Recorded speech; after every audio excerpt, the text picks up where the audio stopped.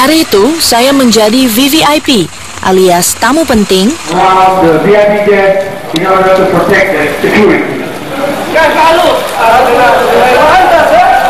yang menjadi target penyerangan,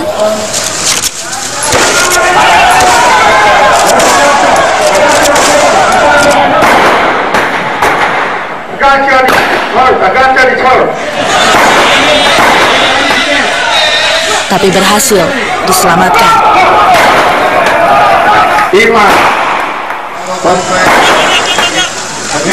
Inilah simulasi alias latihan penjagaan tingkat 1 Form Police Units atau FPU, unit khusus kepolisian yang menjadi bagian pasukan perdamaian dunia.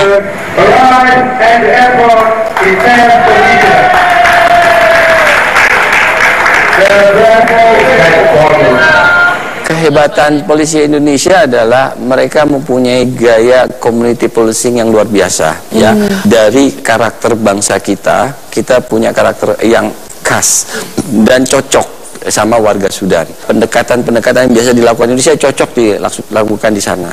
Anggota Peacekeeper yang kini mewakili polisi Indonesia di New York, Kombes Krisnamurti, menjelaskan perbedaan tugas pasukan perdamaian Indonesia asal TNI dengan FPU. FPU lebih banyak menjalankan tugas kepolisian, menegakkan hukum, juga menjaga dan melindungi rakyat di wilayah konflik. Tak seperti pasukan perdamaian TNI yang lebih banyak terjun di medan peperangan. 5, 7, 8, 9, 10. Tapi tak berbeda di garis depan, tak berarti FPU aman dari penyerangan. Untuk FPU kembali kepada mandat yang ada di misi. Setiap misi itu berbeda-beda. Misi di UNAMID akan berbeda dengan di Sudan Selatan, berbeda dengan misi di Haiti. Untuk FPU Indonesia saat ini, mereka berada di UNAMID, terutama mereka lebih kepada pemulihan keamanan di IDP camp. Itu yang utama. Di mana IDP camp adalah? IDP camp, Internal Displaced Person Camp. Camp-camp pengungsi itu. Camp pengungsi ya, itu. Jumlahnya ratusan, dan di dalam setiap camp itu jumlahnya ribuan, bahkan ada yang sampai 100.000 orang di dalam camp. Nah, camp ini isinya kebanyakan adalah perempuan dan anak-anak. Kepada siapa mereka berlindung kalau tidak kepada PBB? Karena perang itu, misalnya pemerintah Sudan menganggap orang-orang yang di dalam camp itu adalah para pemberontak. Sudah 6 tahun FPU dipercaya menjalankan misi perdamaian di bawah naungan PBB. Berhadapan dengan berbagai persoalan di tanah konflik, juga bertaruh nyawa. Tapi bahaya di depan mata tak menyurutkan niat ribuan orang menjadi pasukan perdamaian.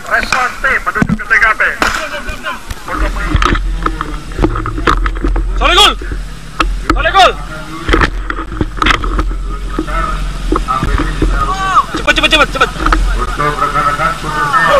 Meski pada akhirnya hanya 150 orang yang terpilih.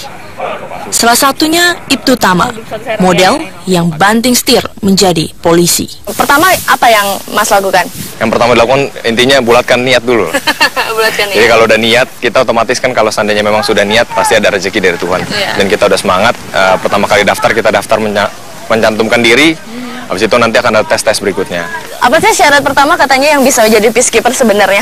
Persyaratan utama pertama yang pasti bahasa Inggris, Mbak. Oh, bahasa Inggris. Bahasa Inggris mungkin diutamakan karena kita akan berkomunikasi dengan orang-orang di sana gitu. Cuma nanti kita akan diperdalam lagi, kemarin seperti saya di sekolah bahasa akan diperdalam lagi. Kemudian nanti akan ditambah lagi bahasa Arab, itu menurutnya suatu hal yang baru. Karena kita akan berkomunikasi dengan orang Arab secara langsung seperti itu, Mbak.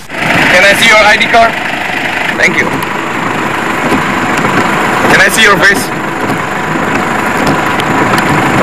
Bahasa hanyalah prasyarat awal polisi yang terpilih menjadi FPU.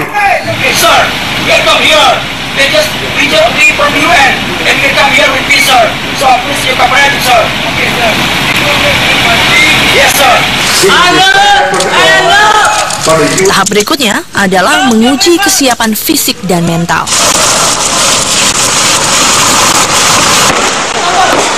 Seperti yang dijelaskan Kepala Satgas FPU 6 AKBP Bambang Wijanarko. Kurang lebih hingga saat ini kita sudah berjalan kurang lebih 2 bulan lebih. 2 bulan lebih. 2 bulan lebih. Apa saja Pak yang dipelajari di sana?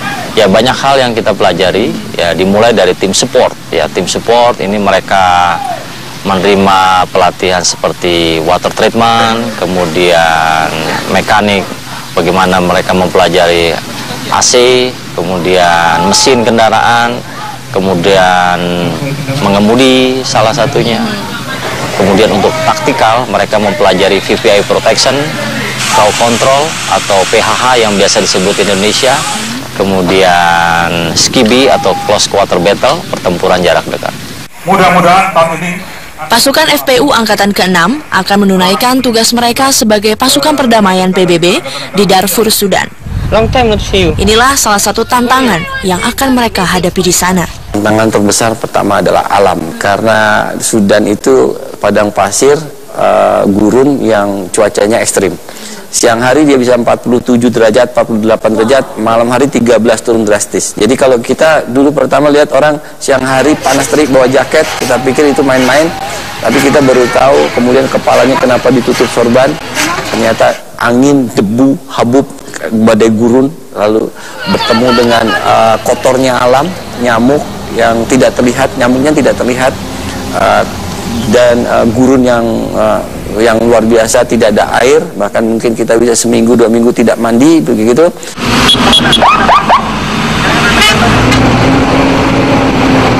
Situasi inilah yang membuat pasukan FPU yang saya temui berlatih seperti ini.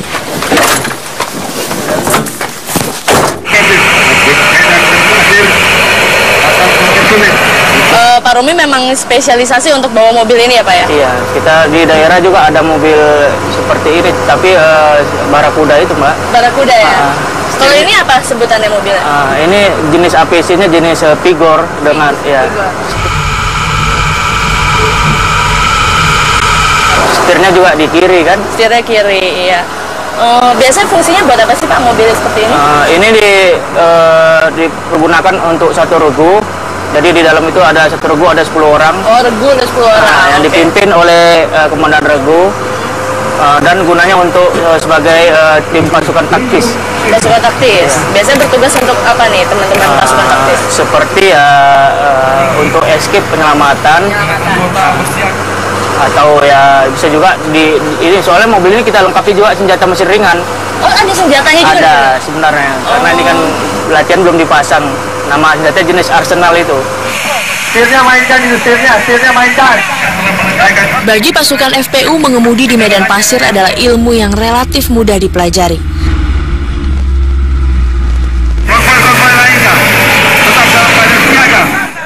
Lain lagi jika menghadapi kondisi yang mempertaruhkan nyawa. Apakah di Sudan memang resikonya dan ancamannya masih besar seperti itu Pak? Kemungkinan tetap selalu ada, walaupun pada umumnya situasinya kondusif, namun masih saja terjadi seperti 2 minggu yang lalu kita dengar. Ada korban 3 personil dari Peacekeeper Senegal ini mengalami korban jiwa. Ya. Pada saat itu apa permasalahannya Pak?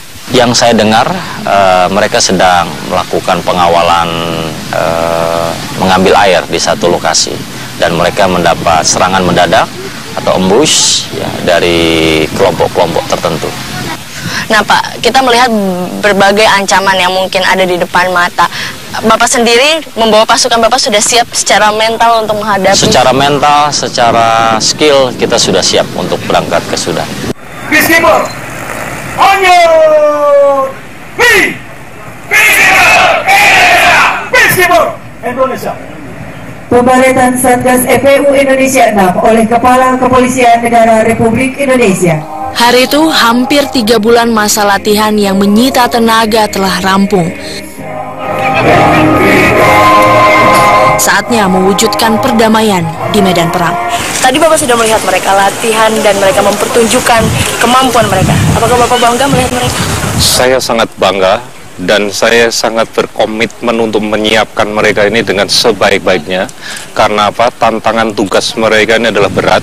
dia akan kita terjunkan di dunia konflik, bahkan perang di Sudan Darfur. Pak, ibaratnya kan mereka menjadi duta perdamaian di sana. Kemudian menurut Bapak sendiri, apa pengaruhnya bagi Indonesia ketika banyak duta-duta internasional yang bertugas di sana kemudian pulang? Apa yang akan mereka bawa?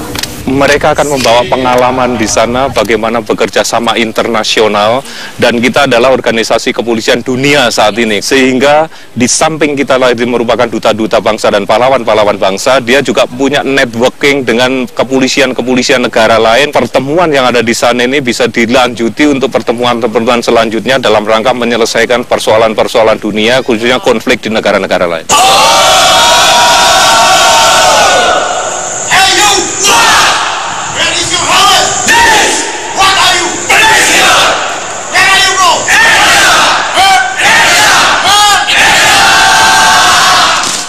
Pengalaman dari New York, diakui di New York adalah FPU Indonesia adalah yang terbaik di antara 36 FPU yang tersebar di seluruh dunia, dan itu membanggakan saya ketika saya berada di New York dan mereka mengatakan polisi Indonesia luar biasa.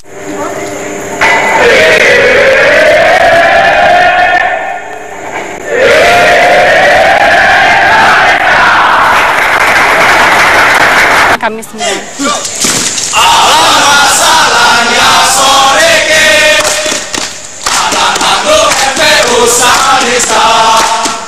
Anak antum askalul kuat.